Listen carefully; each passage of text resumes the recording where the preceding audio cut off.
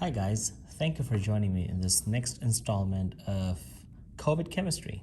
In this video, we are going to learn about acids and bases. So let's start off by defining what an acid and what a base is.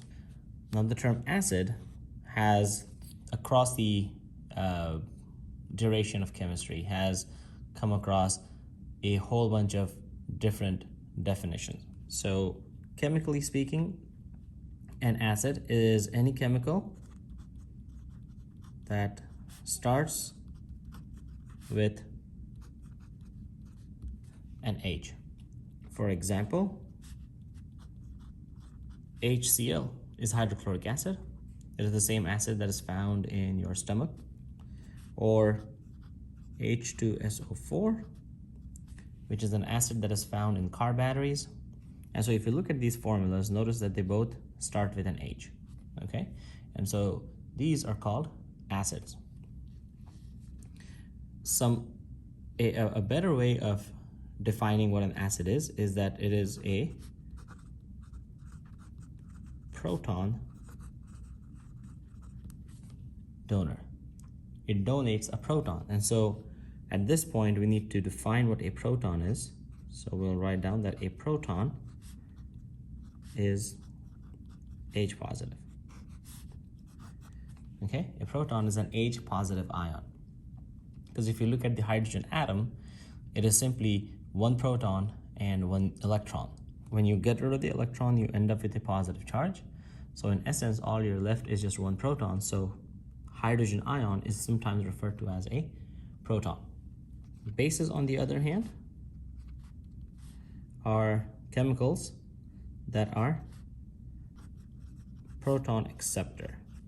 Okay, so an acid donates a proton and a base accepts a proton.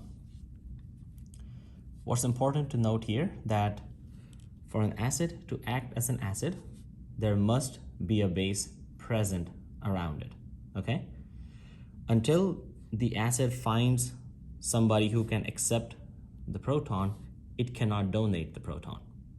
So acids and bases always react in pairs, right? Like an acid cannot react with another acid, a base cannot react with another base, an acid has to react with a base. Some of the common properties of acids and bases are: most acids and bases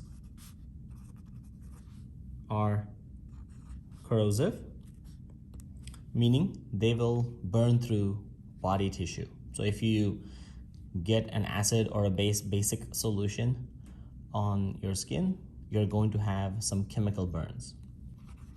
Acids have a sour taste.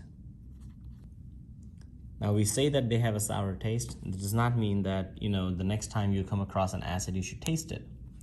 But in our day-to-day experiences, we know that lemon or vinegar, they all have some kind of a sour taste to them, right? So that is predominantly what most of the acids are. However, let me make it clear, you should never, in any way, shape, or form, taste any acid in a chemistry lab. Bases, on the other hand, have a sort of a bitter taste. A perfect example of that is most of the medications, like tablets that you have to take for various diseases and disorders. If you have ever had to take a half tablet of something and some of that medicine gets on your tongue, then you will know that it has a very bitter taste, which is why a lot of syrups and suspensions have so much sugar mixed in it, because they want to mask that bitter taste that you get from medicine. Now, in the beginning of this video, I told you that for an acid to react with someone, a base has to be present, okay? So an acid can only react with a base and vice versa. So now let us look at what happens when an acid and a base react together. The name of the reaction is called neutralization reaction. Okay, so let us look at what the word neutralization mean. To neutralize something means to, for example, when you do +4 and -4, you say that the answer is 0, so it's neutral. It's neither positive or negative. So when you neutralize an acid, you add equivalent amount of base to it so that it's not more or it's not less. Okay, let us take an example of a made up acid and a base. Okay, so in this example, my made up acid is HA. The reason it's HA is because it's an acid, so it must start with an H. A is just any made up chemical, it doesn't really matter. Plus B OH. Most bases will end with OH, although it's important that we remember that that's not every one of them. However, as far as sophomore chemistry goes, most of your bases will end with OH. Okay, so HA plus BOH. The easiest thing to remember here is that whenever an acid and a base react with each other, the first product you get is water.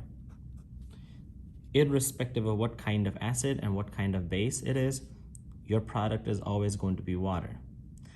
Now, if you take off the water, which is H and OH, what you're left with is BA. B is the cation from the base, A is the anion from the acid.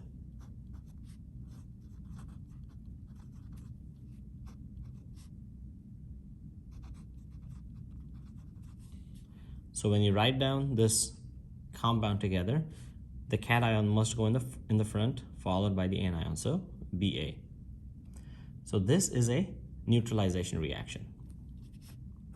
This compound that is formed is called salt. In common English, we refer to salt as sodium chloride.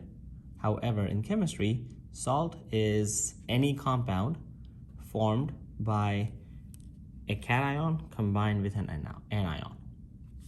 And that gives you a salt. So for example, sodium chloride is a salt because it is made from sodium, which is a cation, and chloride, which is an anion. Calcium sulfate would also be a salt because it is made from calcium, which is the cation, sulfate, which is the anion. So this is a neutralization reaction.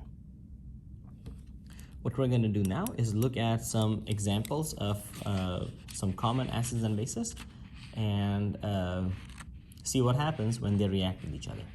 So in this example, we have nitric acid, which is HNO3, that reacts with calcium hydroxide, which is CaOH2, and we have to predict what kind of products are we going to get. Right off the bat, we should be able to identify that this is an acid because it starts with an H. This is a base because it ends with OH. And so according to the definition we learned, we know that acid donates a proton. So this H is going to be given off, and this OH is going to accept that proton, and the end result is H2O. Now, having said that, what we're left with is calcium, because that is a cation. So we'll put a positive charge up here because that's my cation, and nitrate, which is my anion. And they are going to combine together to give us calcium nitrate. What is the formula of calcium nitrate? Well, we know that calcium is in fact 2 positive. Nitrate is only 1 negative, which means for 2 positive, you only have 1 negative. So 2 positive, 1 negative doesn't neutralize. So you're gonna need 2 separate negatives to take care of these 2 positive, okay? So I need 1 calcium, and then I need 2 nitrates. So I put nitrate in parentheses and I put a 2. It's important that you balance this equation. So I get 2 hydrogens over here plus 2 hydrogens over here, so that's 4, and that's 4. So it's balanced, 2 oxygens and 2 oxygens, 2 nitrates and 2 nitrates, and my reaction is now balanced. So this is an example of how you would predict the products from an acid-base reaction. Okay, so the first product is always water, followed by the salt. The salt in this case is calcium nitrate. So in this video, we learned the definition of what an acid and what a base is. We also learned that an acid has to have a base present in order for it to react.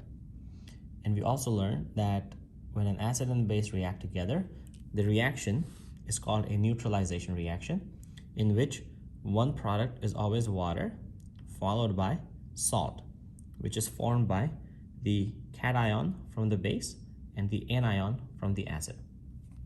In the next video, we will learn how to write the names of common acids and bases, and also learn about pH scale. Until then, don't forget to study, like, share, and subscribe.